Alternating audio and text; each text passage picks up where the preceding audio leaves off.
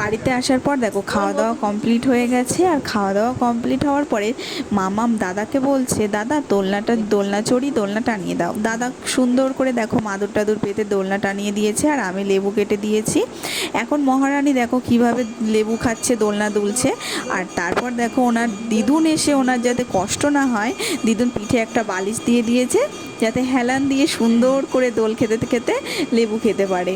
তো দেখছো, দেখে মনে হচ্ছে বাড়ির মালিক বাড়িতে এসে গেছে। এতদিন বাড়িতে ছিল না, এখন বাড়ির মালিক বাড়িতে এসে গেছে। পা ছড়িয়ে কি সুন্দর করে লেবু খাচ্ছে, দোলনা দুলছে। তো দেখো ভিডিওটা তোমাদের কেমন লাগলো অবশ্যই কিন্তু কমেন্ট করে জানিও। আর ও কিন্তু এখানে এসে ভীষণই আনন্দ করছে, কারণ এসেই ফার্স্টে ও দেখেছে এখানে প্যাক মানে হচ্ছে হাঁস। তো ওটা দেখে তো ও ভীষণই খুশি। তারপর ছাগল দেখে বলছে ছাগলের বাচ্চা ধরবে, তো ও কিন্তু ভীষণ এনজয় করছে।